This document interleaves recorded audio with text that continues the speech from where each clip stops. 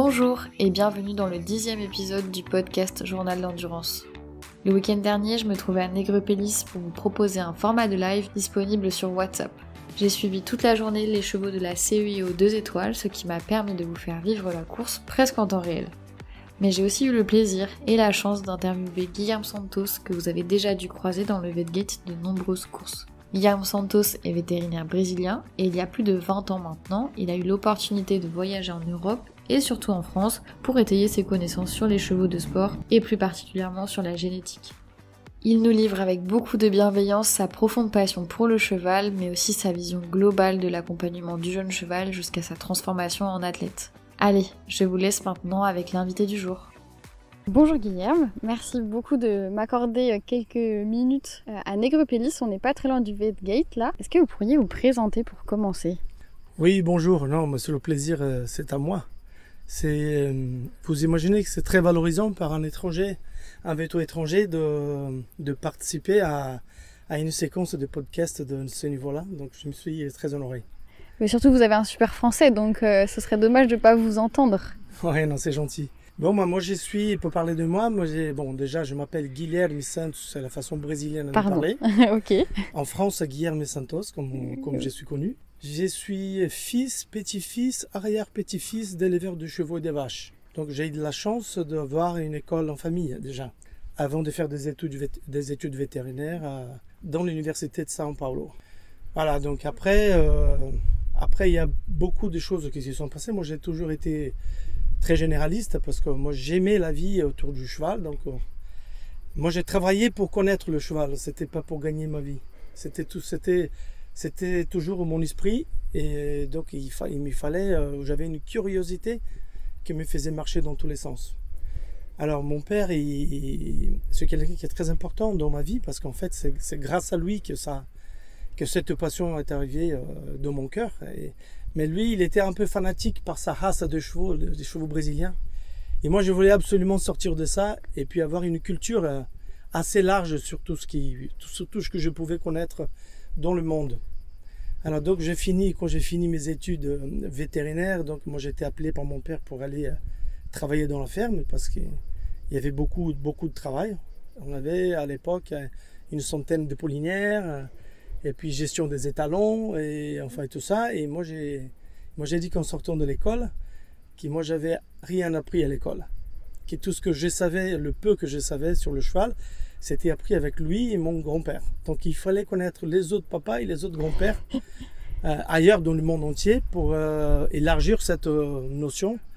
Et donc là, c'était ma première expérience à l'étranger, c'était aux États-Unis, où je suis allé pour 6 mois en Floride pour tout faire.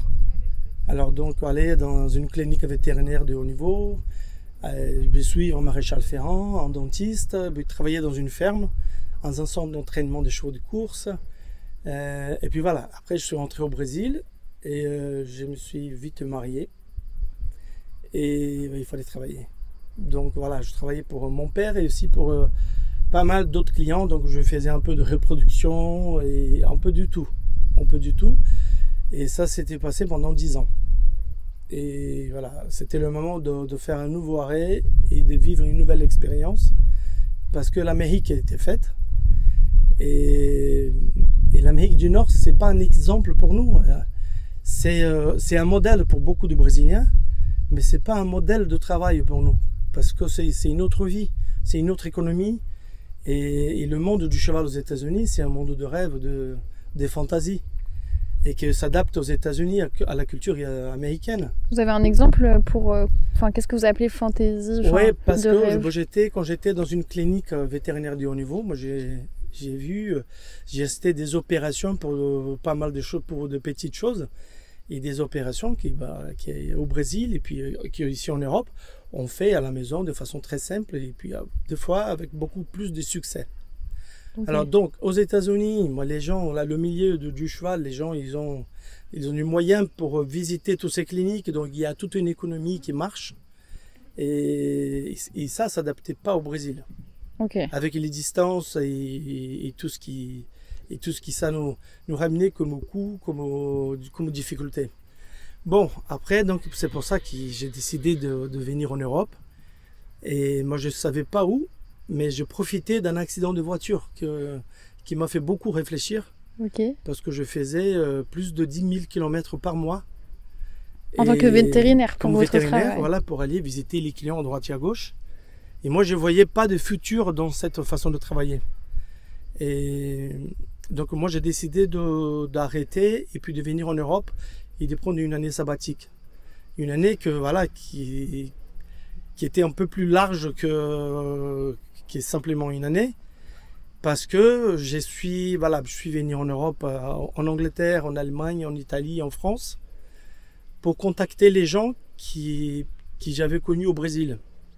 Et c'est bizarre parce que quand j'ai mis mes pieds en France, avant d'aller visiter les gens et les endroits, je me suis dit, bon, mais c'est là parce qu'il y avait tout de suite quelque chose qui se passait très bien pour la santé, J'ai rentré de l'Angleterre, moi j'étais malade au mois de juin.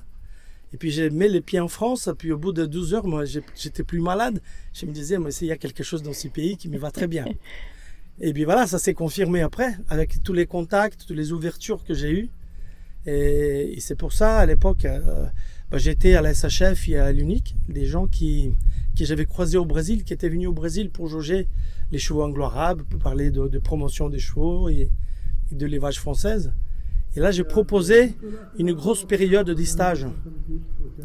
Et donc, ils ont trouvé ça intéressant parce que comme ça, ils pouvaient avoir à la fin un vétérinaire sud-américain qui connaissait bien la culture du cheval, de l'exploitation et de toute l'économie du cheval en France. Ah, donc là, ça s'est commencé comme ça et c'est jamais arrêté en fait. Parce que après, je suis rentré au Brésil. Mais j'étais une antenne de l'UNIC, donc je fais beaucoup d'échanges professionnels, techniques, et importation des chevaux vers l'Amérique du Sud. Et ça a permis beaucoup de gens de connaître la culture française du cheval. Et moi, ça m'a produit beaucoup d'opportunités de contacter beaucoup de gens très intéressantes qui ont créé d'une certaine façon, qui ont créé un chemin de vie professionnel pour moi. D'accord. Là, je me suis trouvé... En fait, moi, je suis venu en France pas pour l'endurance. C'était pour les chevaux du sport et c'était pour une culture généraliste, en fait. Générale, peut-être. Mais en rentrant au Brésil, les gens m'ont identifié comme une opportunité, quelqu'un qui pouvait... Parce que la France, elle était déjà un exemple pour le monde au niveau de l'endurance, au niveau de cette discipline. Et voilà, donc les gens ont accroché pour me demander plein de choses. C'était il y a combien de temps ça à peu près? Ça c'était en 95-96. Ok, donc vous étiez vétérinaire au Brésil, vous étiez marié, vous aviez des enfants peut-être? Oui. Quand je suis venu en France, j'ai ramené les enfants. Ok. Deux enfants qui étaient petits, 4 et 2 ans. Ok. Et c'est marrant parce qu'en fait, moi quand j'ai décidé pour venir en France, j'ai une femme qui est d'origine italienne et ses parents m'ont demandé pourquoi la France et pas l'Italie. Alors je dis mais c'est les chevaux qui ont choisi, c'est pas moi. Et c'est comme ça et comme on ne parlait pas français à la maison, j'ai dit à ma femme je pars avant et puis le jour où je pourrais appeler le médecin pour venir à la maison parce que les enfants voilà. Alors là, je t'appelle pour que tu viennes avec les enfants. Okay. Donc ça a duré 3 semaines, 4 semaines à peu près. Vous avez été rapide du coup. Ah non, moi j'ai beaucoup travaillé parce que je voulais que la famille vienne. Et le jour où la famille est arrivée, j'ai dit à mon épouse, moi maintenant je m'occupe des enfants. Et toi tu pars à l'école à Paris comme j'ai fait matin et soir. Et puis le jour où tu pourrais toi appeler le médecin, je commence à faire mes voyages et mes déplacements. Voilà, c'est comme ça que ça s'est commencé. Et puis après, avec la SHF, moi j'étais un peu partout. J'étais dans les Pur-sang en Normandie, je travaillais au Haras de Mézeray, j'étais dans les belles propriétés des chevaux d'obstacle, élevage d'ailes, plusieurs élevages en Normandie, où je suis resté un peu de temps pour suivre tout ça. Et puis un jour j'étais au Loire-Atlantique, dans un élevage connu de chevaux d'obstacle, élevage Chiché-Hubert. Et puis la personne me dit, mais Guilherme, il y a un vétérinaire qui habite pas loin, qui fait de l'endurance, et toi tu parles souvent de l'endurance, parce que moi je faisais de l'endurance au Brésil avant de venir. Comme cavalier, comme quelqu'un de curieux. Et ça, c'est aussi une histoire de famille où je veux revenir. Et donc, cette personne, c'était Jacques Bégaud. Ok. Donc, on a mangé ensemble. Et puis, Jacques, il me dit, bon, la semaine prochaine, il y a une course à Nancy. Bah, tu viens faire mon assistance, si tu veux. Alors, j'ai dit, bon, voilà, tout de suite. Bon, j'ai pris ma voiture, je suis allé à Nancy. Et lui, malheureusement, il s'est fait éliminer la première boucle. Mince, ok. Alors, j'ai dit, mais qu'est-ce que je fais maintenant? Il dit, mais tu suis la tête de la course. C'est là que tu vas voir comment ça se passe. Et puis voilà, sur les points d'assistance, je commence à voir des gens, et des gens qui voyaient un étranger, quelqu'un qui était inconnu, et qui parlait 3 mots de français, et les gens ils étaient super gentils avec moi. Et voilà, ça c'est à partir de là que ça a commencé mes contacts en endurance, qui n'étaient pas prévus à l'époque quand j'étais à la SHF et à l'UNIC. Et voilà, c'est comme ça que je fais beaucoup d'amis, et surtout Docteur Jean-Luc Chambost. Ça, c'est quelqu'un qui est très important dans ma vie et qui dans mon histoire, en passant par la France, parce qu'à partir du moment que je l'ai contacté, il m'invitait souvent pour descendre dans la Drôme pour faire des randonnées, pour monter à cheval, pour discuter. Et puis un jour, il m'invite pour faire une course avec lui. Je lui dis, mais je ne suis pas capable d'aller jauger les chevaux. Il a dit, non, mais Guillaume, tu es capable. Comme veto de ligne, vous voilà, voulez dire? Il n'y a pas de problème. Et donc, c'était à partir de là que je commençais à connaître les gens, et les cavaliers, les organisateurs, et puis ça, c'est jamais arrêté. Donc, ça fait 20 ans que je suis tout le monde, les courses, et là, j'ai énormément d'amis, beaucoup de gens qui m'ont appris beaucoup de choses, et qui m'ont fait connaître des choses que j'allais jamais voir au Brésil, peut-être. Du coup, vous arrivez sur cette course pour voir Jacques Bégaud. Vous avez vu l'endurance au Brésil, vous voyez l'endurance en France. Et qu'est-ce que vous voyez en fait qui est intéressant? En fait, ce qu'il faut savoir, c'est que quand j'étais tout petit, nous sommes 5 garçons à la famille. Et on partait avec mon père à cheval pour aller dans la ferme de mon grand-père, de mon oncle. Toute la famille, ils avaient des fermes autour du même village. Et on partait à cheval, donc on faisait des randonnées à cheval en fait. Et un jour, quand l'endurance est arrivée au Brésil, j'ai dit à mon père, il y a un e-sport qui arrive au Brésil qui me fait penser à notre enfance. Et c'est pour ça que voilà, au début, c'était pour ça que je me suis intéressé. Et puis après, j'ai une vie sportive moi-même. J'étais joueur de foot à l'adolescence. Et puis pendant l'école veto, moi j'étais sportif de l'aviron. Et toujours des sports de haut niveau et avec beaucoup de rigueur et tout. J'ai voyé en endurance l'opportunité de faire du cheval. Et puis de pratiquer la médecine, et bien surtout au niveau d'entraînement, de connaître le sport de haut niveau. Et ça m'a beaucoup attiré. Et quand j'ai commencé à travailler en France, j'ai voyé en France à un niveau très élevé par rapport au Brésil. Bon, déjà, beaucoup plus de participants sur des courses de vitesse libre. Et moi, j'ai eu de la chance, à l'époque, de suivre Pierre Cazes, l'entraîneur d'équipe de France, avec qui on s'est devenus très amis aussi. Et donc, il m'invitait pour participer aux sélections d'équipe de France à l'époque. C'était en 99, 2000, jusqu'à l'année de sa mort en 2005. Et donc voilà, moi je voyais du sport du haut niveau et ça me faisait briller les yeux. D'accord. Et quand je rentrais au Brésil, les gens voulaient savoir comment. Qu'est-ce qui se passait? Voilà, comment ils pouvaient profiter de ma présence au Brésil pour parler d'entraînement, de préparation des chevaux. Et voilà, et petit à petit, l'endurance m'a pris du temps. Et puis jusqu'au moment où je faisais que ça. Et c'était comment l'endurance au Brésil avant que vous arriviez en France en fait? L'endurance au Brésil, elle a démarré en 89. Ok. Alors donc petit à petit, mais en 94, comme il n'y avait pas le même système de qualification d'aujourd'hui, il y avait une équipe du Brésil déjà présente en 94 à La Haye, aux Jeux équestres mondiaux. Ok. Voilà, des gens qui aimaient bien l'aventure et qui ont loué des chevaux en Europe, soit qui ont ramené des chevaux du Brésil. Et voilà, et petit à petit, ces gens-là, ils ont donné beaucoup d'exemples. Et donc, ils ont fait le rôle de motiver, de montrer à tous les autres qu'il y avait un chemin, qu'il y avait un sport à faire à l'étranger, et qui pouvaient, à partir de ça, ils pouvaient connaître le monde entier, et puis des paysages différents, et d'autres cultures. Et je pense que les gens qui montent à cheval, qui aiment monter à cheval, ils sont passionnés pour tout ça, pour tout ce que l'endurance peut offrir. de connaître d'autres personnes, d'autres pays, d'autres conditions. Et bien en fait, c'est pour ça que j'ai proposé à l'époque à Pierre Cazes de faire un échange des juniors, des cavaliers entre le Brésil et la France, pour montrer à tous ces gens-là des conditions différentes de compétition.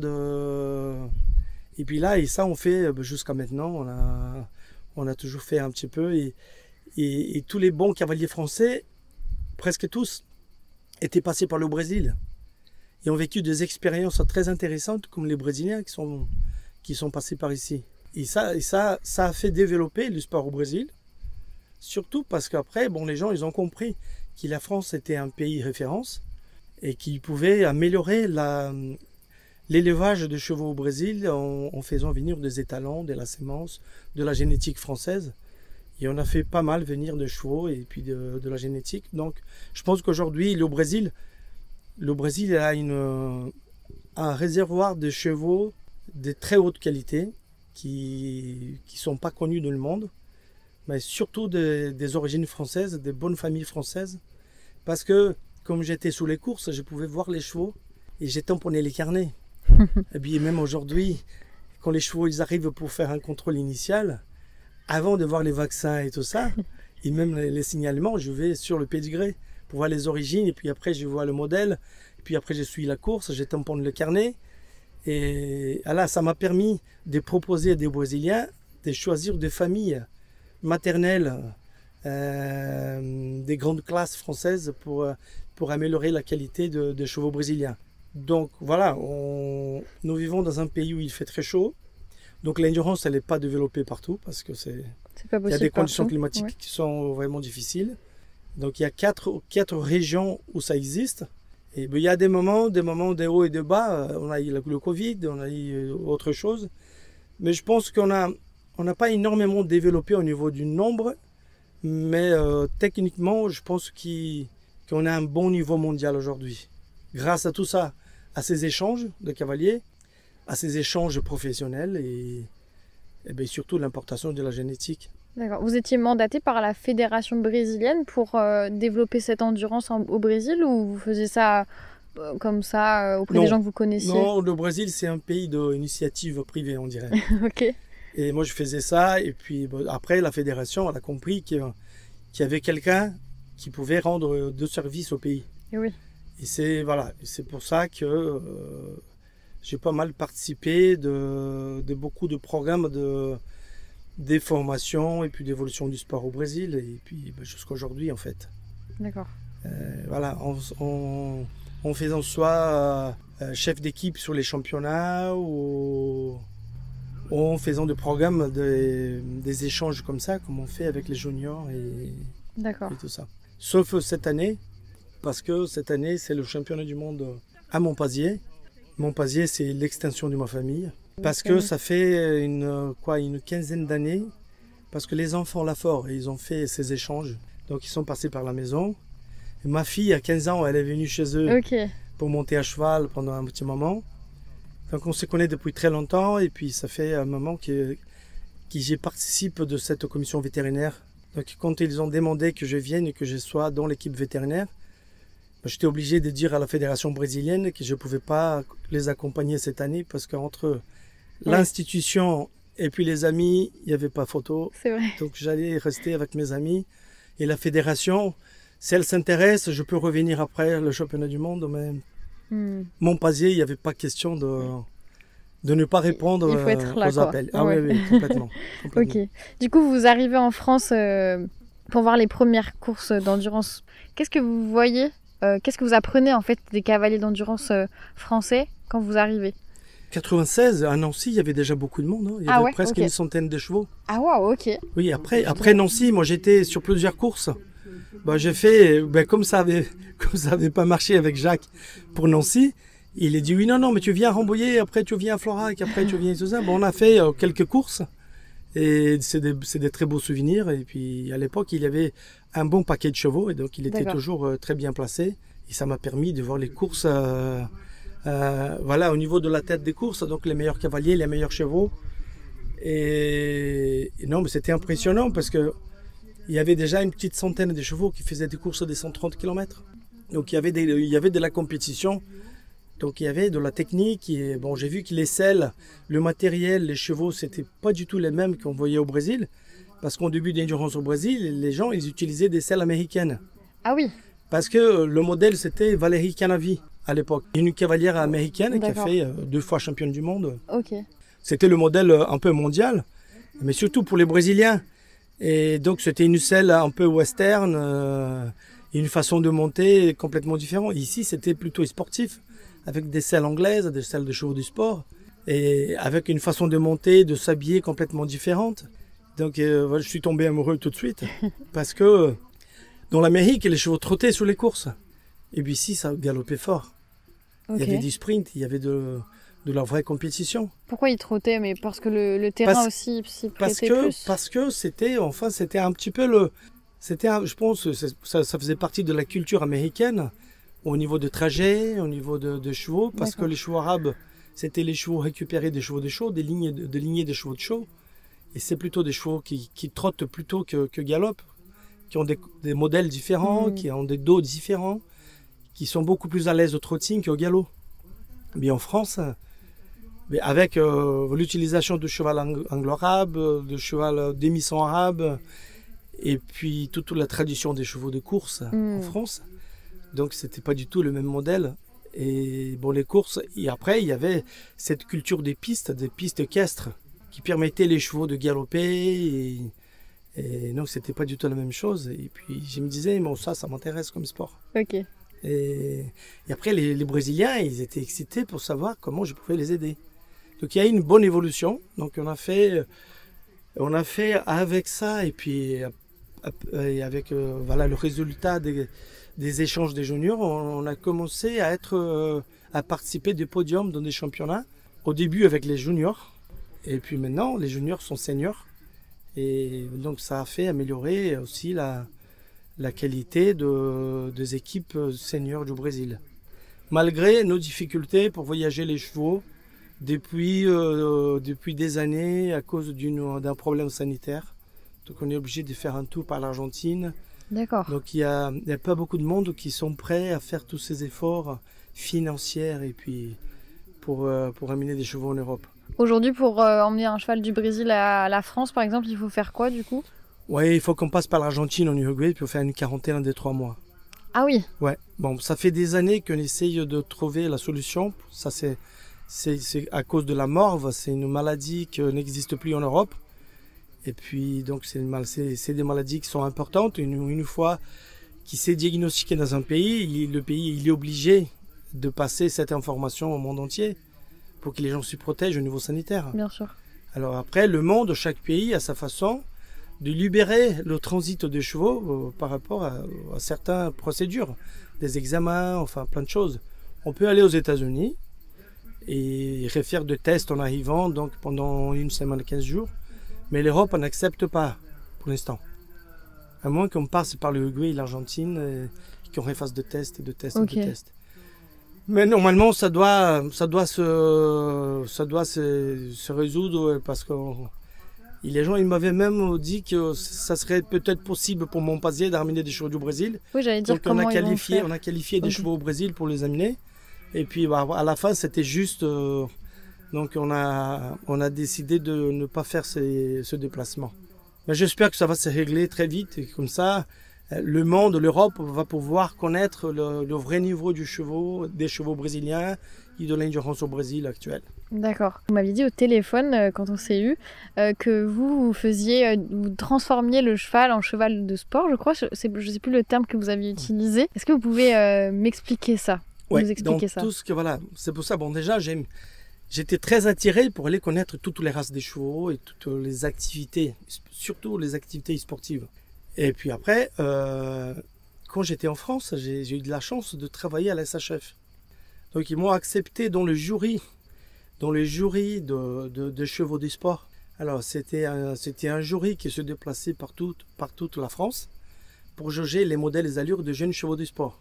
Donc ça m'a permis, puis après, dans la grande semaine de Fontainebleau pour la finale. Donc on faisait les concours régionaux, interrégionaux et la finale. Et la finale, après, j'ai répété 3-4 ans de suite. Parce qu'avec le bon contact que j'ai eu avec le jury, même après avoir rentré au Brésil, bah, les gens ils m'appelaient pour que je vienne à Fontainebleau, moi à Fontainebleau, pour voir les générations que j'avais vues avant, plus jeunes, pour voir comment ça s'était transformé. Et cette expérience, ça m'a ouvert une passion, un esprit de... Voilà, là j'ai vu, par la première fois de ma vie, la transformation par rapport à un système d'un cheval au débourrage de 3 ans. Après, quand il était au concours à 4 ans, à 5 ans, il y a 6 ans, la transformation et comment le système et une culture pouvaient travailler pour valoriser le cheval, en les protégeant en même temps. Et moi, j'ai vu, moi j'étais enchanté de connaître le système, aussi sur le show d'obstacles comme pour le concours complet et pour l'endurance. Quand j'étais à Uzès, à la finale Uzès pour la première fois, où j'ai trouvé un cheval qui après était parti au Brésil. Donc moi je voyais la différence physique des chevaux et puis je voyais que c'était grâce au système. Et puis ces gens-là, ils se faisaient des réunions et des réunions à la fin d'année pour juger la qualité des compétitions pendant l'année. Et moi j'ai vu là le rôle de l'homme dans cette transformation, dans cette formation. Après, moi j'étais aussi, par curiosité, à Chantilly pour voir un peu la formation des poulains et puis de jeunes chevaux de course. Et puis je voyais que ça correspondait au même système à peu près. Que l'endurance, vous voulez dire? Et ça m'a permis d'avoir mes propres idées que voilà, n'importe quelle discipline, les chevaux de course de plat, les chevaux de concours d'obstacles, les chevaux d'endurance, ils peuvent faire dans l'esprit le même travail dans la formation. Sauf que pour certaines races, les réactions et l'évolution elle est plus rapide. Et elle est plus rapide, mais elle est plus risquée aussi. Donc il faut qu'on fasse encore plus attention parce que la transformation elle est plus sensible. Mais un cheval de plat, il naît pour faire du plat. Un cheval d'obstacle, il est né, c'est l'ADN, c'est sa famille, c'est sa génétique qui va le faire. Mais après, le rôle de l'entraîneur, c'est de l'apporter la santé physique et la santé mentale, pour que le cheval ait envie de faire ce qu'il est né pour faire. Et moi, j'ai pu tester ça en faisant l'entraîneur de chevaux de plat, parce que mon client le plus important, c'est quelqu'un qui a branché dans toutes les disciplines. Et puis donc, il me fait voyager partout dans ces disciplines et travailler. Et comme il était sportif quand il était jeune, il me voit travailler les jeunes chevaux d'endurance. Et un jour, il me dit, Guilherme, ce que tu fais, pour moi, c'est très logique. Et je ne vois pas les gens faire en concours sur les courses, parce que j'ai des chevaux de course, tu le sais bien. Et puis j'ai des chevaux d'obstacles aussi. Et puis je vois les gens attaquer tout de suite les compétitions. Ils testaient les chevaux sur les compétitions, sur les entraînements, mais il n'y a pas la préparation physique pour ça. Et moi, quand j'étais athlète, comme je faisais la natation, moi j'ai mon entraîneur, il faisait ça. Et moi je trouve très logique, donc je voulais que tu fasses ça pour mes chevaux de course, pour mes chevaux d'obstacles. Et là je vois qu'en gardant le même principe, et puis on voyait en écoutant les chevaux dans la routine de travail, les chevaux s'y présentent naturellement à être prêts un jour à attaquer la discipline. Mais j'ai eu de la chance, par exemple, de gagner une course de pur sang, de plat, une débutante à 2 ans, sans l'avoir travaillé largement. C'est-à-dire? Juste parce que quand on dit le mot travailler en course de plat, c'est d'aller contrôler les chevaux, de les faire travailler 2 par 2, botte à botte, pour voir ce que est plus fort, et faire une partie de la distance où ils vont courir. Et moi je faisais tous les jours, et la jument elle était tellement douée pour faire ça. Puis un jour je me dis, en la regardant comme ça en sortant de piste, je dis mais elle est prête, je vais l'engager. Donc je l'engage et elle a gagné la course facilement. Et c'est des expériences comme ça qui m'ont fait convaincre que le rôle de l'homme, et c'est ça qui est passionnant, c'est le changement physique. Et quand on voit le cheval, il commence à comprendre sa vie sans être encore en compétition. Parce qu'en fait, il est né pour ça. Et comme il s'y sent bien physiquement et mentalement, il change sa présence. Et donc c'est assez courant de voir sur des courses comme aujourd'hui, ici à Négropolis, de voir des chevaux de 4 ans et des 5 ans qui arrivent. Et on a l'impression que ce n'est pas la première fois qu'ils sont là, qu'ils connaissent. Parce qu'en fait, ils sont nés pour ça. Et comme ils ont la bonne santé, ils s'y sentent chez eux. Et ils font ça. Et moi, dans tout ce que j'ai vu, ce que j'ai vécu dans le monde du cheval, la clinique, la reproduction, la chirurgie, du sport de haut niveau, pour moi, il n'y a rien de plus beau que cette période de transformation physique, où les chevaux changent tout le temps et on les suit, on les accompagne et on fait ce qu'ils demandent qu'on fasse. Est-ce que vous voulez dire qu'en fait, le boulot de l'entraîneur, c'est de permettre au cheval d'exploiter son talent et son potentiel, en fait? Oui, à mon avis, mon idée d'entraînement, c'est la répétition des efforts. C'est la répétition des efforts physiques et puis psychiques. Et le cheval, donc, il faut que son physique se transforme et qu'il réponde à l'estimulation, c'est ça, on peut dire ça? Ça existe le mot? La stimulation. À l'estimulation, voilà. Donc on les stimule, le cheval, à des charges, à de petites charges, mais avec de répétitions, pour que son physique puisse s'adapter, comprendre ce qui se passe et répondre à cette stimulation. Bon, après, il y a une transformation. Donc je dis toujours que le meilleur cheval, quand je démarrais au chevaux de course, les gens venaient, mais quel est le crack de l'écurie? Je dis, pour moi, le crack, c'est celui qui se transforme. Okay. C'est le cheval qui montre qu'il est né pour ça, qu'il répond à l'activité physique qu'on lui propose. Donc voilà, on lui propose une activité physique assez douce, en fait, par rapport à ce qu'il pouvait faire. Et puis, on regarde sa transformation. Quand il arrête de se transformer, voilà, on rajoute quelque chose, mais c'est surtout la répétition et puis le regard qui va nous permettre de comprendre sur le cheval s'il a de la capacité aussi, voilà, et par rapport aux autres, surtout si on a un lot de chevaux, ça nous facilite énormément, quoi. Donc voilà, donc c'était surtout sur les purs sangs où j'ai pu comprendre beaucoup plus de choses parce que ça se passe beaucoup plus vite et c'est très clair.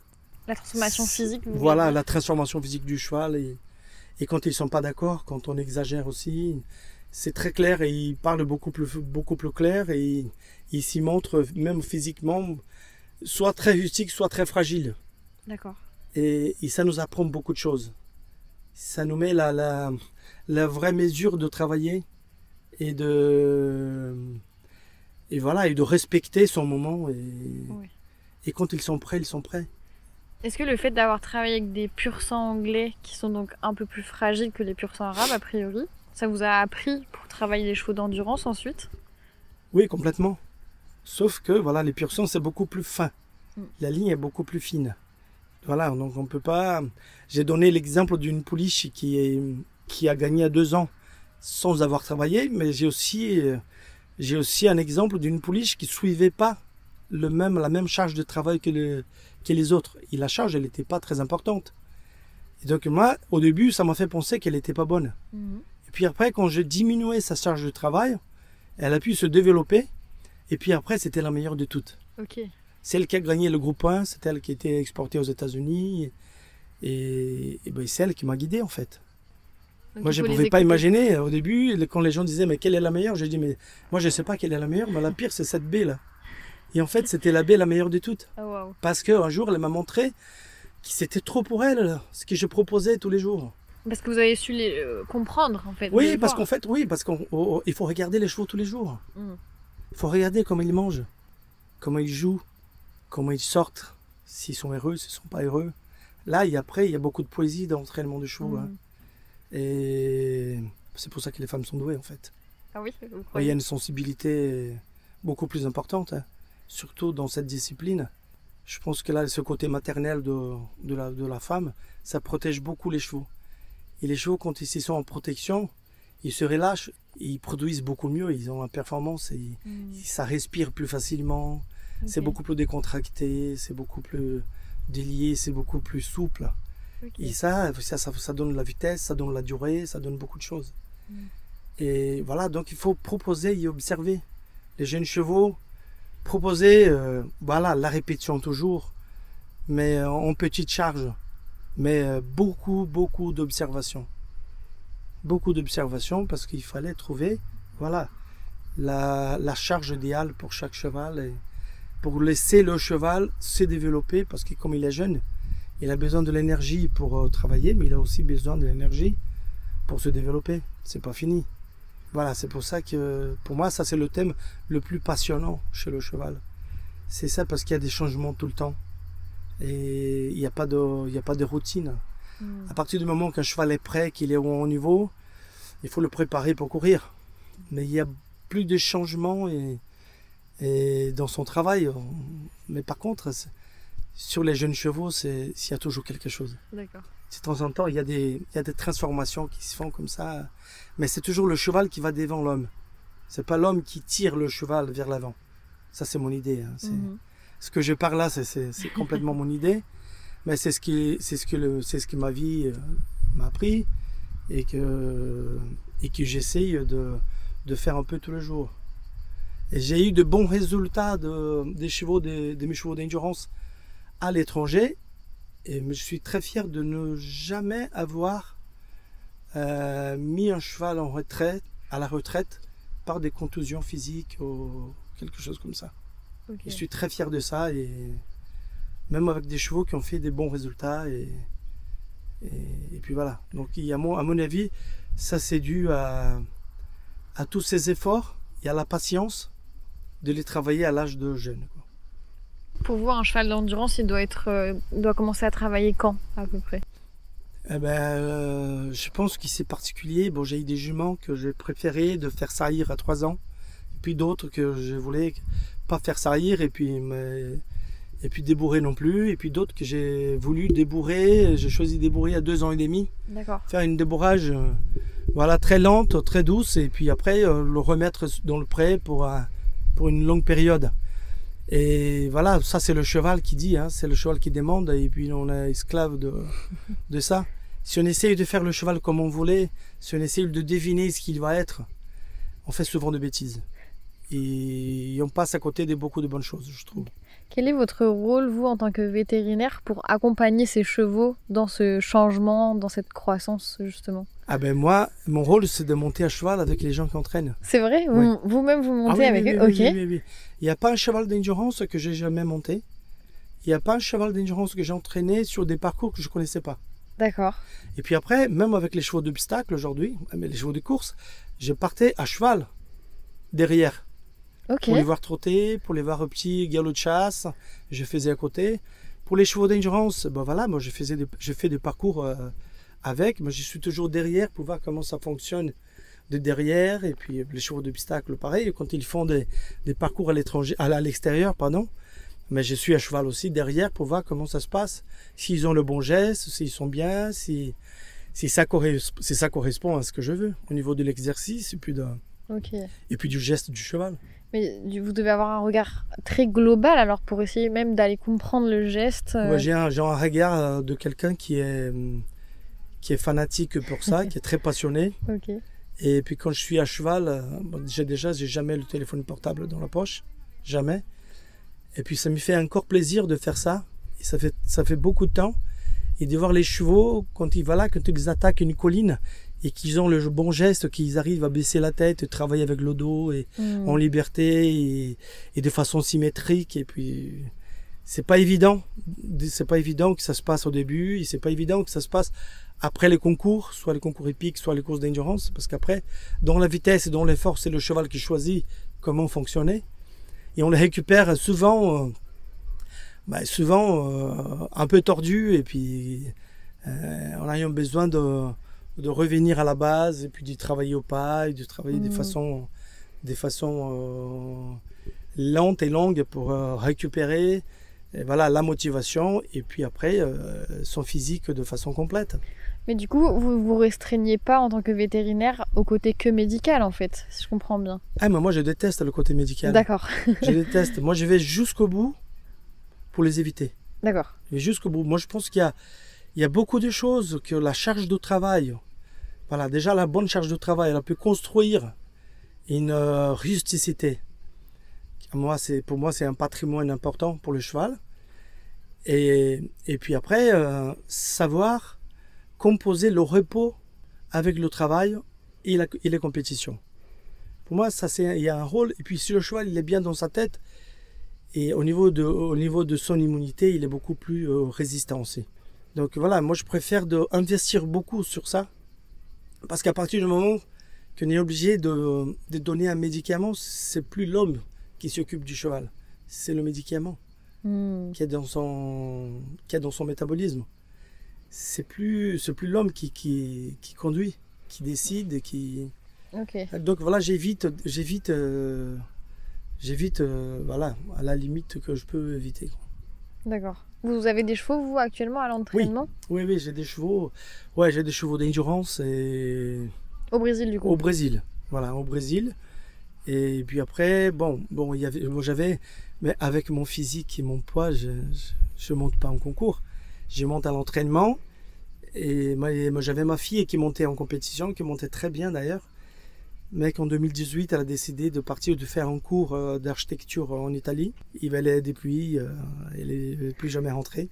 D'accord. Qui est pour les fêtes et puis de temps en temps pour monter à cheval avec son père. Mais voilà, je monte à cheval régulièrement. J'ai fait ça depuis que je suis né. C'est quelque chose de la famille et c'est dans le sang. Et puis heureusement que j'aime ça et puis que j'aime toujours. Et puis ça me fait apprendre toujours des choses et c'est ça qui me fait bouger à droite et à gauche. C'est la curiosité de voir, déjà de se rendre compte que on sait rien et que la vie est courte pour apprendre tout ce qui... Et en plus, ma passion, elle n'est pas encore nourrie en complet. Et voilà, je suis derrière les chevaux et derrière les gens qui font bien à cheval. On m'a dit de vous que ce qui était chouette, quand on arrivait dans le vet gate et que vous preniez en charge le cheval, donc vous prenez le cœur, etc., c'est que vous demandez au cavalier comment s'est passée la boucle, comment vous avez senti le cheval, et qu'il y a peu de vétos, voire pas de vétos qui le font. Et c'est intéressant. Pourquoi est-ce que pour vous c'est important de faire cette demande au cavalier à ce moment-là? Oui, parce que déjà, je ne me sens pas capable complètement de juger le cheval pendant 30 secondes. Le cheval, le cavalier, il était sur le dos du cheval pendant 30 km. Donc il a des informations importantes à me donner. Et après, j'ai 40 mètres de trotting d'aller-retour. Et puis quelques secondes avec un stéto. Et moi, je pense que c'est pas suffisant. Et moi, je pense aussi que de créer une bonne ambiance dans le vet gate, ça aide beaucoup le cheval. Parce que le cheval, il sent le stress de l'homme. Et puis ça lui rend pas service non plus. Donc voilà, déjà de parler avec le cavalier et que le cheval puisse écouter la voix du cavalier. Parce que si le cavalier, s'il ne parle plus, le cheval il peut se trouver abandonné. Voilà, dans un moment où il y a beaucoup de stress et puis des chevaux qui sont autour, qui trottent, qui sont peut-être pas posés. Et puis les chevaux, ils s'y parlent beaucoup. Voilà, déjà de faire sortir la voix du cavalier, pour moi je pense que c'est important pour le cheval. D'accord. Et puis avoir des informations et pour que le cavalier soit décontracté avec moi. Qu'il n'a pas peur de vétérinaire qui est là pour chercher un problème. Mais au contraire, qu'il est là pour aider, que ça se passe le mieux possible. Oui. Et donc je pense que c'est des questions importantes. Ça rend service, ça décontracte le cavalier. La preuve, c'est que vous me dites ça. Ça décontracte le cavalier. Le cheval, il sent son cavalier à l'aise. Donc voilà, pourquoi pas être à l'aise non plus. Bien sûr. Et puis après, je pense que ça aide pendant l'examen et ça aide aussi la continuation de la course pour le cavalier. Ouais. Vous ne croyez pas que certains cavaliers pourraient vous dire « Ah oui, le cheval était super bien » pour influencer votre jugement? Non, ça se fait pas parce que, en fait, à la force de demander à chaque fois, on sait quand ils disent la vérité, Okay. quand ils ont peur de se faire éliminer. Donc il y en a qui les essayent quand même. Voilà, mais quand ils ont peur de se faire éliminer, il y a d'autres tactiques pour les décontracter. Ok. Le but, c'est de décontracter le cavalier. Ok. Parce qu'en fait, Il faut mettre les pieds sur terre et puis rentrer dans la réalité, parce que si c'est pas bien pour le cheval, Bien sûr. c'est pas bien pour le cavalier non plus. Et puis ça, c'était certains cavaliers qui m'ont fait réfléchir, parce que j'ai eu de très bons cavaliers qui sont rentrés au Vetgate et qui me disaient, Guillaume, j'ai sens quelque chose. Allez, regarde mon cheval avec beaucoup, beaucoup d'attention, parce que si tu trouves quelque chose, la moindre chose, je préfère d'arrêter. Ben, je me disais, c'est important. Ben oui. Il faut que je fasse la même chose de mon côté. Et moi, je pense que on peut faire du bon travail si on travaille avec les cavaliers. On n'est pas là pour les juger, on n'est pas là pour les punir. On est là pour faire la course avec. Pour voir le plus nombre de chevaux au galop, au joli galop à la fin de la course. C'est parce que si on est là, c'est parce qu'on aime les chevaux et ça nous fait pas plaisir de voir un cheval très fatigué. Bien sûr. Surtout moi, quand je suis pas en course, ben, je suis de l'autre côté de la vie à préparer les chevaux. Et quand on aime les chevaux, ben, on sait que ça sert à rien de les forcer et de demander ce qu'ils sont pas capables de faire. Et là, du coup, vous êtes reparti vivre au Brésil. Vous avez laissé la France de côté, entre guillemets. Je n'ai pas abandonné la France. Je n'ai pas abandonné la France parce que les Français ne m'ont pas laissé abandonner non plus.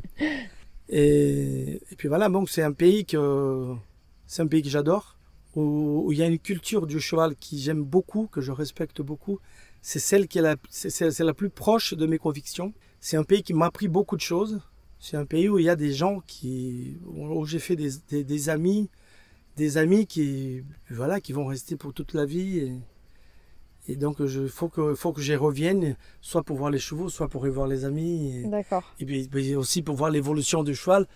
Parce que comme il y a des très bons cavaliers, des très bons professionnels, ben, l'évolution, elle est dynamique, ça ne s'arrête jamais. Et voilà, il y a chaque année, sous les premières courses de l'année, ça m'impressionne de voir des choses d'évolution par rapport à l'année précédente, à chaque année. C'est incroyable. C'est un monde sans fin. Ouais, tout le monde apprend de manière positive. Oui, donc, et quand on aime l'apprentissage, ça nous nourrit et puis ça nous travaille, on fait des efforts. Okay. On fait ce qu'on aime. Oui, vaut mieux. On fait ce qu'on aime. Un jour, j'étais dans un bateau au Pantanal au Brésil avec un monsieur qui avait l'âge de mon père, plus âgé que mon père. Et puis, on était en fin de journée, le coucher de soleil, c'était beau. Et puis, je lui ai dit, ben, c'est dommage que c'est pas mon frère qui est là, parce que mon frère, il adore ça. Il me dit, non, mais c'est pas ton frère qui aime, c'est toi, parce que c'est toi qui es là. Voilà, donc je suis là sur une course d'endurance parce que j'aime ça. Ok. Parce vous que j'aime ça déplacez... Voilà, j'aime les gens qui organisent. J'ai beaucoup de respect pour les organisateurs. Beaucoup, beaucoup de respect. Et puis des officiels qui travaillent, qui essayent de protéger les chevaux et tout. Et puis après, les professeurs, c'est les cavaliers. Okay. Parce que c'est quand même l'homme qui fait le spectacle. C'est ça. Je me souviens à Fontainebleau de voir passer 350 chevaux de 5 ans à l'obstacle. Quand il y avait un bon cavalier sous le dos, c'était toujours plus joli. Forcément. Et voilà, donc il y a des gens qui sont doués. Il y a des gens qui aiment les chevaux plus que les autres. Et qui se donnent tout au cheval. Et puis après, qui permettent au cheval de répondre en double ce qu'on fait pour eux. Et ça, c'est quelque chose que je crois beaucoup. Alors, j'ai fait tout ce que je peux pour les chevaux. Pour les protéger, pour donner des conditions de vie. Et puis après, ils vont faire ce qu'ils peuvent pour moi, mais ça va être toujours le double si j'exagère pas. Et s'ils font ça, c'est parce que j'étais correct. Et c'est jamais sûr qu'on soit correct avec tous les chevaux, avec toutes... C'est pas facile, ouais. Non, voilà, c'est pas facile. Mais c'est ça aussi qui est très passionnant. Et pour vous, pour réussir en fait avec les chevaux, il faut savoir les protéger, c'est ça? Bon, réussir, c'est un mot fort. Hein. Oui. Je ne sais pas si je pouvais... Je peux vous dire que j'ai beaucoup de passion et puis que j'ai toute ma vie qui est dédiée aux chevaux et puis à la famille. Et ça, je ne regrette jamais. Et la seule chose, c'est que aujourd'hui, j'ai 60 ans et puis je me dis de temps en temps, c'est dommage que je n'ai pas 40 ans avec tout ce que j'ai appris pour avoir encore plus de temps à apprendre d'autres choses. Après, réussir, je ne connais pas ce mot. Je suis content. Je suis content de ce que je fais. Je suis content d'avoir une histoire dans le cheval. Je suis content de ne jamais avoir fait mal aux chevaux. Moi, je suis content d'avoir eu des résultats, des moments très émouvants et puis après d'avoir des chevaux à la maison en bonne santé et de pouvoir les arrêter avant qu'ils disent je peux plus. Et ça, c'est quelque chose que j'aime beaucoup aussi. Du coup, vous revenez en France essentiellement pour les courses, pour juger les chevaux, c'est ça? Je viens en France, bon, des fois il y a une clientèle au Brésil qui me demande de services, soit au niveau d'aller choisir des chevaux, de faire venir de génétique, d'acheter des chevaux et tout. Après, je viens pour les courses. Et puis les courses, c'est soit par le niveau de la compétition, soit par l'amitié. C'est quelque chose qui est aussi important pour moi. C'est pas impossible qu'un jour vous allez me trouver dans une colline à faire une petite course de 20, 40 et 60. D'accord. Parce que les gens qui organisent, c'est des gens que j'aime beaucoup. Ok. Voilà, donc je suis aussi capable de venir pour une course comme ça que de venir pour le championnat du monde, par exemple. Ça fait quand même loin du Brésil pour juger des 60, 40. Ça fait loin, mais le plaisir de fois, il est très loin. Ok. On ne peut pas pêcher les bons poissons si on ne part pas dans l'Amazonie. Les rivières qui sont... Là, c'est une phrase brésilienne parce qu'il y a un oranger au bord de la route. Si les oranges sont belles, c'est parce qu'elles ne sont pas bonnes. Donc il faut aller chercher plus loin. Ok, je comprends. Quelle est votre course préférée dans le monde? En France peut-être ou ailleurs? J'ai pas été... Enfin, j'ai été... voilà. J'ai beaucoup de courses faites en France. Et puis après aux Émirats. C'était une expérience. Je voulais vivre l'expérience pour ne pas répéter ce que les gens me disent. Donc je voulais voir ma propre idée de ça. Donc voilà, c'est pour ça que j'étais une fois en Arabie Saoudite, une ou deux fois au Qatar, une ou deux fois à Dubaï. C'était pour voir comment ça se passe, mais c'est pas une culture qui me passionne. Pourquoi? Parce que je vois que la compétition entre les hommes, c'est beaucoup plus important que la passion pour le cheval. Le cheval, c'est peut-être un outil, un instrument des disputes humaines. Et ça va pas du tout avec votre philosophie, mon histoire de vie, mes origines. Quand j'étais tout petit, on partait avec mon père. Et moi, je suis le 5e de garçons. Et on jouait entre nous. On faisait des paris pour savoir quel était le cheval qui n'allait pas bien manger le soir. Parce que c'était un signe de fatigue. Alors le cavalier qui avait monté ce cheval-là, il devrait payer quelque chose. Donc depuis toujours, j'ai cette idée qu'un cheval fatigué, c'est la honte du cavalier. Et voilà, donc ça s'est resté. Et ça entraîne une autre dynamique, effectivement. Plutôt que celui qui a été le plus vite, non, celui qui est le moins fatigué. Oui, on faisait tous ensemble, et puis il y avait un cheval qui était plus fatigué que les autres. Forcément, donc il était mal monté. Donc c'était ce cavalier-là qui devait payer quelque chose aux autres. C'était la honte. Personne ne voulait, être cette personne-là.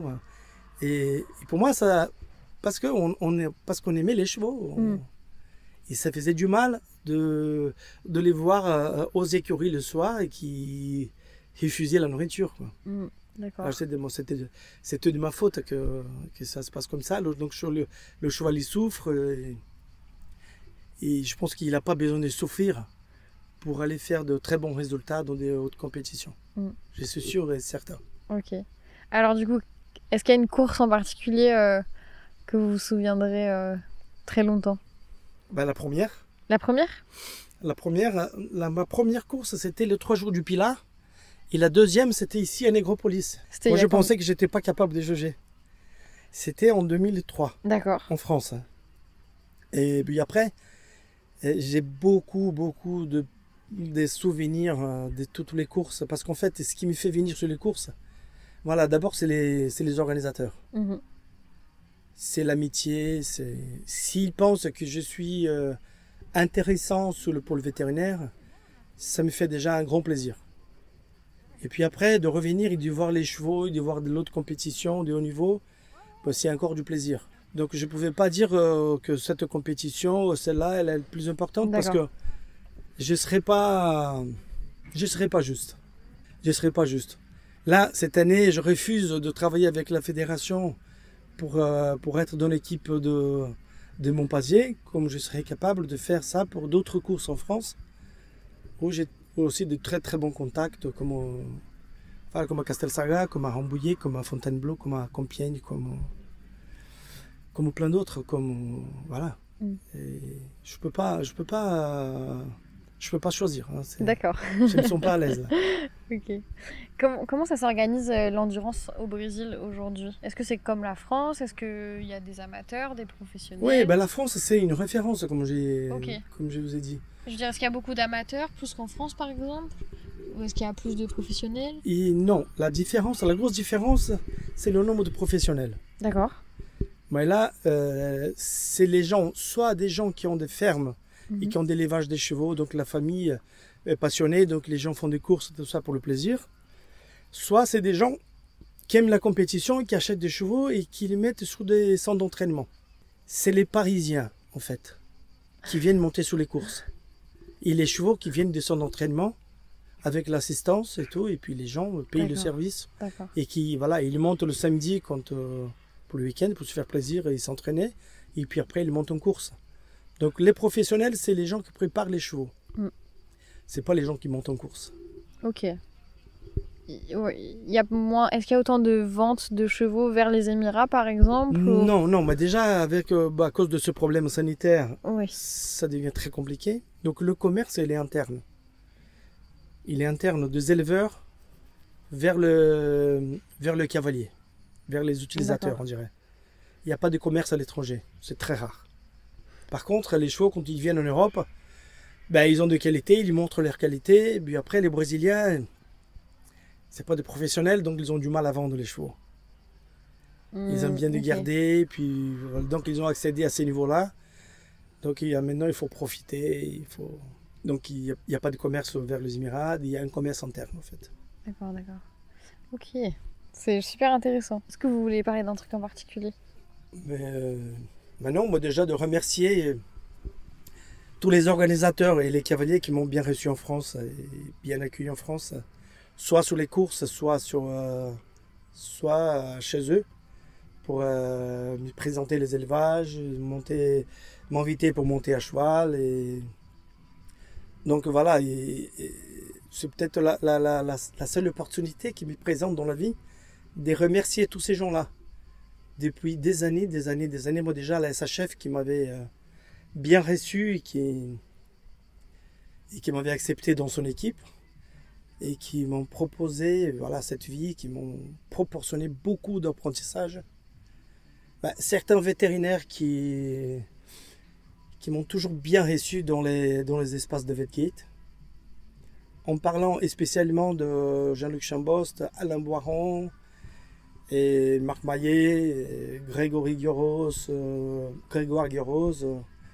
et puis beaucoup d'autres, Mathieu Lenormand, enfin tous, et puis après les cavaliers qui ont été sincères et puis honnêtes avec moi et qui ont respecté les réactions que je proposais au travail au VetGate, quoi. D'accord. Vous disiez tout à l'heure que vous étiez parfois mandaté par des clients brésiliens pour aller chercher des chevaux en Europe. Ouais. Qu'est-ce que vous allez regarder chez un cheval qu'on vous a proposé à la vente? Essayer de répondre à leurs besoins en fait. Déjà, à chaque fois que j'étais demandé d'importer un jeune étalon par exemple, j'ai essayé de choisir des origines qui n'étaient pas encore venues au Brésil. D'accord. Pour composer à ce qui était déjà arrivé. Puis après, en arrivant au Brésil, les gens peuvent choisir. Échanger et tout ça, et puis ça peut servir à tout le monde. Mais pour certains d'autres, pour des éleveurs qui ont une jumenterie plus importante au niveau du nombre, là ils ont un besoin. Ils cherchent quelque chose qui va améliorer leur élevage, soit au niveau de taille, soit au niveau de physique, soit au niveau des origines, enfin. Donc je pars du Brésil déjà avec des choses dans la tête, quoi. Vous savez ce que vous cherchez. Exact. Et puis après, il faut choisir et il faut trouver. Mais normalement, on ne sort pas du Brésil comme ça pour faire le tour du monde. Et il faut déjà beaucoup parler à la personne qui me demande, et puis sentir ce qu'il a besoin, et puis connaître son élevage, et puis après, proposer quelque chose, s'il est d'accord, bon allez, on y va, et puis je commence à plier à droite et à gauche, et puis après, je visite ce qui était séparé pour voir. D'accord. C'est comme ça que ça s'organise, et ça s'est toujours très bien passé. Ok. Toujours très bien passé, ouais. Je suis toujours j'étais très bien reçu, et puis les gens, ils n'ont jamais exagéré, ils n'ont jamais profité, au contraire. Et les maisons étaient ouvertes, et voilà, donc il faut remercier ces gens-là aussi. Ok. Donc si l'élevage du Brésil, ça a évolué, ça a pris de l'importance, c'est grâce aux éleveurs français, ça il faut le dire. Parce que c'est la France qui a permis le développement des chevaux d'endurance de manière générale, en fait. Oui, mais parce que vous avez aussi un système pour les jeunes chevaux qui nous permet de regarder, de voir le développement des chevaux, et puis de bien connaître le potentiel de chaque lignée, et puis des familles et tout ça. Donc ça devient très clair pour nous, pour faire la lecture en fait. Et il ne faut pas tout découvrir, mais tout est clair en France. Parce que c'est pas le cas dans d'autres pays, il n'y a pas ce système aussi... Je pense pas, mais il faut savoir aussi que je me sentais prêt à proposer des choses à des clients brésiliens après être présent sur beaucoup de courses. Avoir fait plusieurs fois USS, à faire plusieurs fois les courses des jeunes chevaux, plusieurs fois la même course. On voyait des générations après générations. Donc d'abord, il faut comprendre le système comme il est. Il faut venir dans le pays. C'est pas la lecture, c'est pas les... Bien sûr. C'est pas les émissions qui vont permettre. Et bon, il faut venir quand il pleut, quand il fait beau, et aller sur les courses rustiques, les courses sophistiquées. Moi, j'étais sur toutes les courses, d'à droite et à gauche. C'est comme ça que je me permets de parler des gens de Châtillon. C'est quelqu'un qui a parlé de moi. Il faut que je parle de lui aussi. C'est quelqu'un que j'admire beaucoup. Et moi, j'étais content d'être chez lui à chaque année. Pour voir, là, il faisait un temps très différent de tout ce qu'on a au Brésil. Il faisait souvent très froid, donc on travaillait dans des conditions différentes, complètement différentes de tout ce que je connaissais. Et pour moi, c'était un apprentissage de vie énorme. Et puis après, je partais à Compiègne pour une course sophistiquée. Et là, moi, je me disais, j'ai besoin de deux. J'ai besoin de ces deux. Parce que je vais comprendre un championnat du monde, une course sophistiquée, si je fais la course plus rustique aussi. Et je vais comprendre le vice-versa aussi. Et donc, il faut tout faire. Et moi, quand j'ai quitté le Brésil pour aller aux États-Unis et puis après pour venir en Europe, moi, j'étais dans la propriété. Moi, je faisais des box avec les gens, même après 10 ans de vétérinaire, des formations vétérinaires, on pouvait faire autre chose. Mais il fallait faire des box pour voir comment les gens travaillaient, comment les gens faisaient l'hygiène des chevaux, comment les gens... Pour connaître les cultures, il faut aller à la base. Et puis moi, j'étais à la base sur toutes les disciplines en France et puis sur toutes les disciplines aux États-Unis. C'est ce que je connaissais à la ferme de mon père avec mon grand-père, qu'il fallait connaître aux États-Unis et aussi en Europe. Après, pour voir quelles seraient mes idées à passer pour les générations plus jeunes. Et du coup, vous avez vu ces chevaux évoluer sur plusieurs courses pendant plusieurs années. Est-ce qu'à chaque fois, vous écriviez quelque chose quelque part pour vous dire, ok, là, j'ai noté ça, ou c'est plutôt une réflexion personnelle? Non, je ne suis pas organisé à ce point-là. Ok, je suis pas organisé, c'est dommage. Oui. Même avec les photos, aujourd'hui, je prends plus de photos que je prenais avant. Et moi, je suis branché sur Facebook depuis 2 ans parce que la fédération m'a demandé pour faire les lives et puis D'accord. Et voilà. Et les exposer, mais maintenant c'était toujours la mémoire. Mais en fait, ça m'a fait travailler aussi la mémoire. Des fois, je vois un cheval, je ne reconnais pas la personne, moi je reconnais le cheval quand il trotte devant moi. C'est vrai? Oui, parce que chaque cheval a sa façon de trotter. Et aussi au niveau du bruit du cœur. Quand on met les stétos, je me dis, ouais, je connais ce cheval. Puis après, le cavalier, oui, vous avez vu ce cheval. Parce que le cheval, des fois, il change de robe par rapport à l'été, l'hiver et tout ça. Et il change aussi des physiques, mais il ne change jamais sa façon de trotter. Il va là, son bruit du cœur. Ça, c'est personnel. Et là, j'ai dit à tout le monde, donc, quand un cheval part pour trotter sur la ligne, il faut lui donner 3 foulées pour qu'il s'installe. Et puis après, à partir du moment qu'il est installé au milieu de la ligne, là, on va le connaître.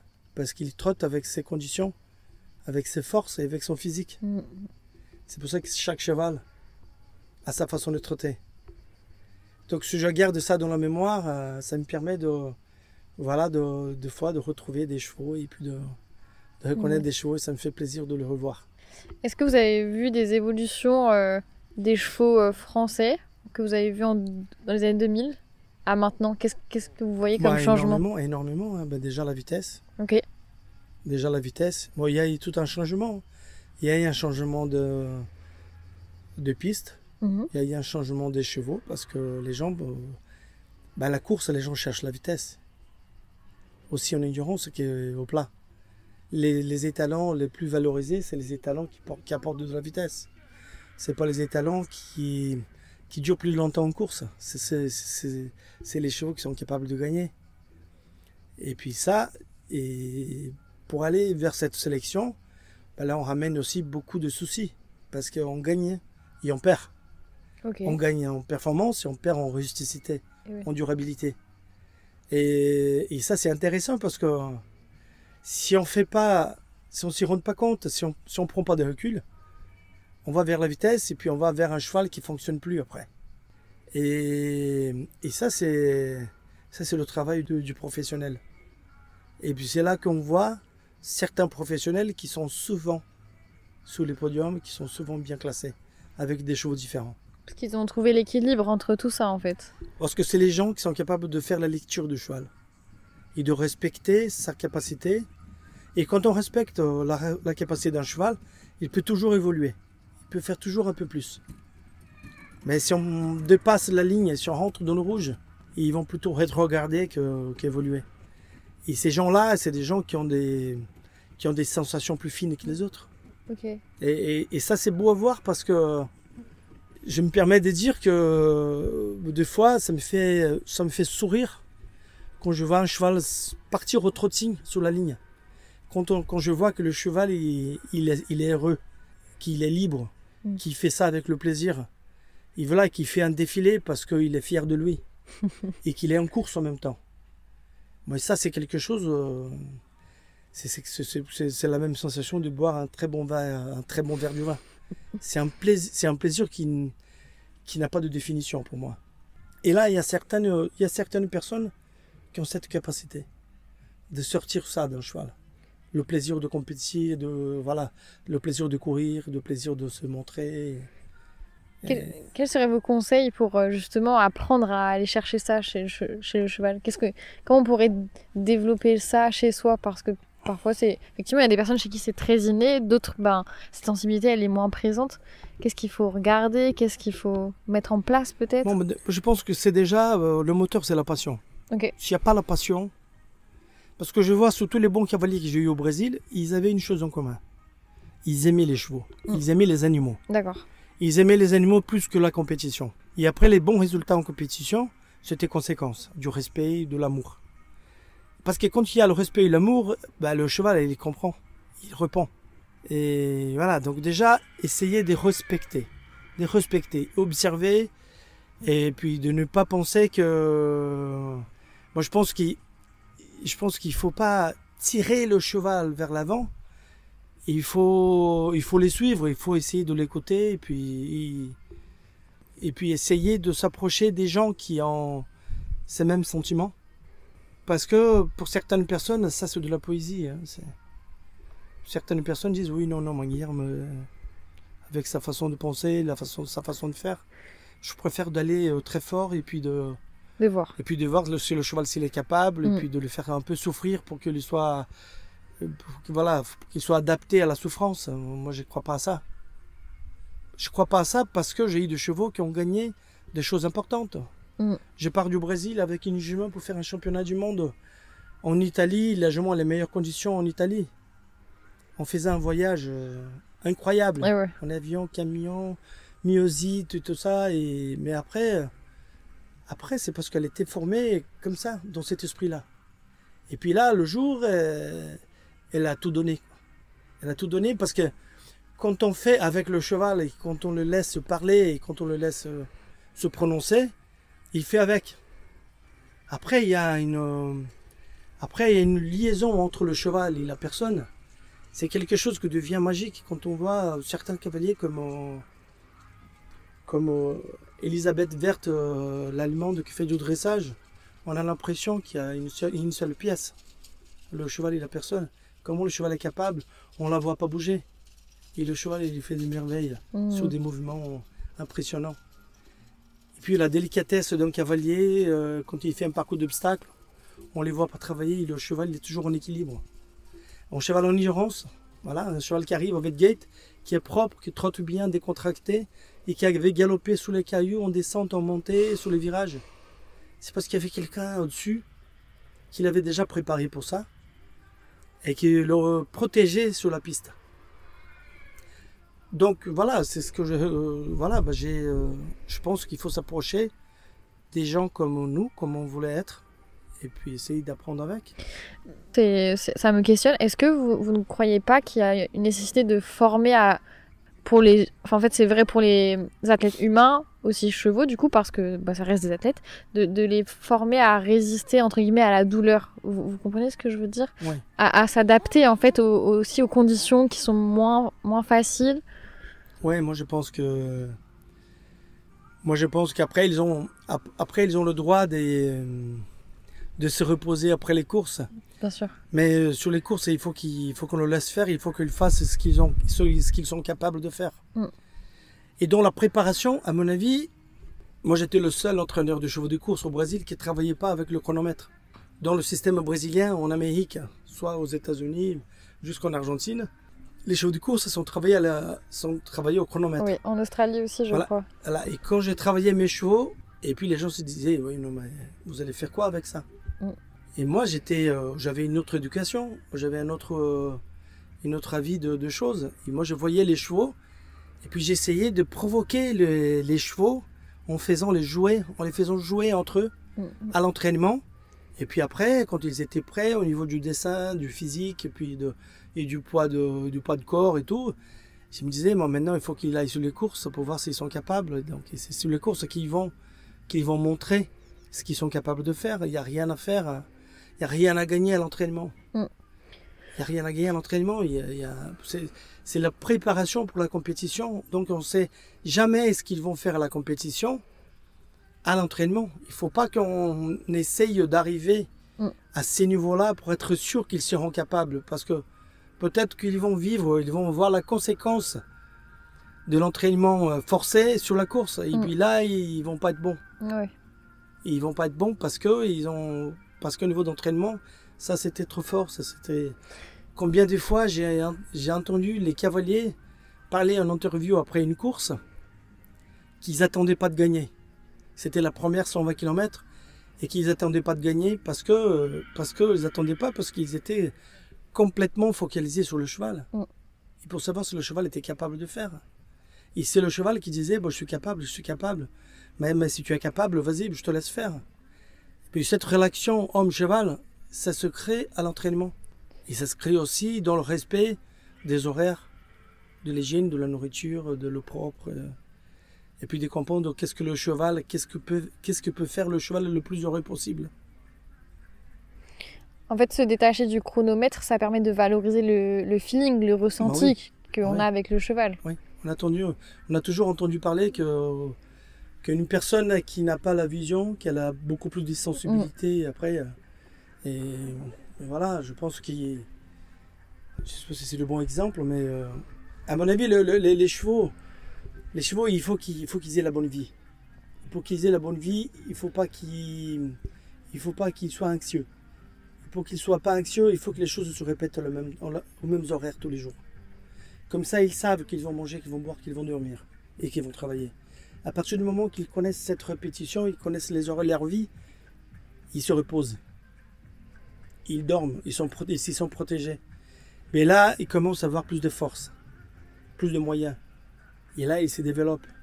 Là, ils sont heureux. Et puis, si ça se passe aussi au niveau du travail, puis après, à mon avis, c'est le chemin, pour moi, c'est le chemin idéal pour faire un cheval de haut niveau. Ok, merci. Franchement, c'est trop intéressant. Est-ce qu'il y a quelqu'un qui vous a inspiré dans l'endurance en France et que je pourrais interviewer dans un prochain épisode de podcast? Moi, j'ai toujours valorisé les gens plus âgés que moi. Je pensais que ces gens-là, ils avaient plus de choses à me dire. Je ne dis pas que les jeunes ne nous apprennent pas des choses, hein. Les jeunes nous apprennent aussi des choses. Je pense que la vie, c'est une répétition de faits. C'est une répétition d'actes. Et puis les gens qui ont plus d'expérience, qui sont plus âgés, ils ont vécu plus de choses. Et puis là, les jeunes, ils vont voir le même chemin. Donc il y a plusieurs personnes qui sont déjà à la retraite, puis d'autres qui sont déjà partis et qui me manquent beaucoup. Mais quelqu'un qui a une vision, je pouvais proposer beaucoup de monde. Hein. Ok. Je pouvais proposer beaucoup de monde. Mais il y a quelqu'un qui est sorti de la discipline, qui était très bon à cheval et à l'istéto, qui s'appelle Jean-Luc Chambost. D'accord. C'est un docteur vétérinaire. C'est lui qui m'a donné le goût de faire du contrôle vétérinaire. Pourquoi? Parce que c'est lui qui m'a invité pour la première fois, parce qu'on faisait des randonnées ensemble. Quand j'étais à Maison Lafitte, et lui, il me demandait de descendre 1 fois, 2 fois par mois au TGV pour aller monter à cheval le week-end avec lui, sa femme et puis son frère. Et ce monsieur-là, il était très respecté par les cavaliers, par sa vision de choses. Et comme il était très bon cavalier, il était respecté par les cavaliers aussi. Et c'est comme c'était lui qui m'a introduit dans le système. Moi j'arrive comme le nouveau le nouveau Jean-Luc Chambost, on dirait. Mais je suis sûr qu'il était beaucoup plus fort que moi. Et je sais pas si je suis capable de faire la même chose qu'il a fait, d'ouvrir les mêmes portes qu'il a ouvertes. S'il a ouvert, c'est parce que les gens respectaient, ils étaient... Voilà, et donc c'est lui aussi qui m'a proposé à la FEI d'être veto FEI sans que je demande. Parce qu'il trouvait que c'était important, sympa. Et puis un jour, il me dit, Guilherme, donc j'arrête le contrôle. J'ai dit, mais moi j'arrête aussi. Il a dit, non, tu n'arrêtes pas parce que tu es attendu à Ribier. Gérard Nicolas t'attend, il t'attend, il t'aime bien et il faut que tu ailles. Je lui ai dit, moi je vais arriver pour faire ma dernière course parce que si je ne suis pas avec Jean-Luc Chambost, pour moi il y avait beaucoup moins d'intérêt. Parce qu'on discutait pendant la course et j'ai discuté toujours. Et sauf qu'à Ribier, j'ai connu Alain Boiron, un autre vétérinaire. C'est grâce à lui que je suis resté encore de 2008 à 2022 quand il a pris sa retraite. D'accord. C'est quelqu'un aussi qui j'ai beaucoup de respect. Et puis qu'un jour, la première course, quand on s'est connus, c'était à Ribier. Il me demande de venir. C'était pas les mêmes règlements de voter sur le papier et tout ça, on discutait. Donc il me demande de venir pour demander mon avis sur un cheval. Au départ, je pensais qu'il s'est moqué de moi parce que c'était un monsieur à l'âge de mon père. Et puis après, j'ai senti qu'il ne s'est moqué pas de moi, qu'il voulait avoir mon avis. Et moi, j'ai trouvé ça très noble. Et puis à partir de ce jour-là, je me suis dit, il faut que je sois capable de faire la même chose pour quelqu'un jeune comme je suis aujourd'hui. Voilà. Donc aujourd'hui, j'ai quelqu'un avec qui je travaille, qui a 20 ans de moins que moi, et que j'aime beaucoup, et que peut-être c'est la personne que j'ai plus influencée dans la vie, avec mes principes, voilà.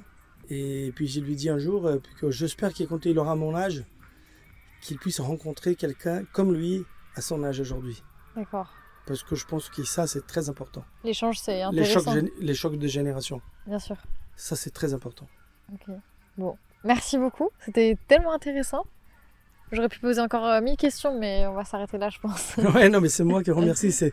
Comme j'ai dit au début, c'est très valorisant pour moi. Et puis, je pense que... C'est moi. Voilà, il y a d'autres Brésiliens qui pouvaient aussi... parler de très bonnes choses et puis des expériences. Mais il faut juste que les gens, qu'ils ont le courage de partir, d'échanger. Okay. C'est ça qui nous fait évoluer, c'est ça qui nous fait aller connaître les autres.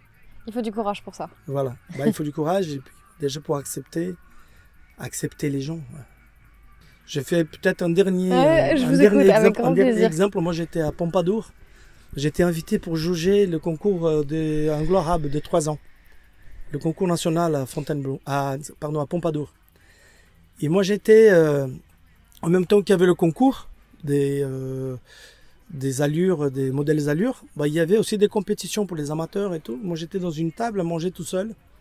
Il y avait 3 personnes, 3 amis qui mangeaient et puis qui m'ont invité de s'approcher, de discuter. Ils ont tout de suite compris que j'étais un étranger. Donc ils ont posé plein de questions, pourquoi j'étais là, pourquoi j'avais choisi ça et tout ça. Et un des trois a dit oui, non, mais nous, les Français, on n'a pas besoin d'aller à l'étranger parce que les étrangers viennent chez nous. Alors j'ai bien gardé sa tête. Le lendemain, je suis allé voir son parcours à l'obstacle, il a fait tout tomber. Alors, moi, je pense qu'il faut partir. Il faut oublier de tout ce qu'on est. Il faut ouvrir la tête, le cœur et puis les esprits. Et puis respecter ce que les gens font dans l'autre côté du monde. Et puis après réfléchir. Et puis après, c'est la vie qui va ressortir petit à petit des mémoires, des souvenirs qui vont aider à former une façon de travailler. Ok, c'est noté. Merci beaucoup. Bon, derrière, c'est moi qui vous remercie. Et voilà, vous êtes arrivés à la fin de cet épisode. J'espère que tout comme moi, vous avez apprécié écouter les expériences passionnantes de Guilherme Santos, ainsi que sa volonté de garder la préservation du cheval au centre du sport. Sachez que vous pouvez soutenir le podcast via la plateforme Tipeee. Cette plateforme est bien sûr totalement sécurisée et vous pouvez participer du montant que vous voulez. Vous pouvez participer d'un don unique ou d'un don par épisode. Par exemple, vous pouvez donner 1 € par épisode, qui seront prélevés chaque fois qu'un épisode est publié. Sinon, vous pouvez partager cet épisode à tous les passionnés d'endurance qui vous entourent. Je vous dis à très bientôt dans un prochain épisode ou sur une course d'endurance.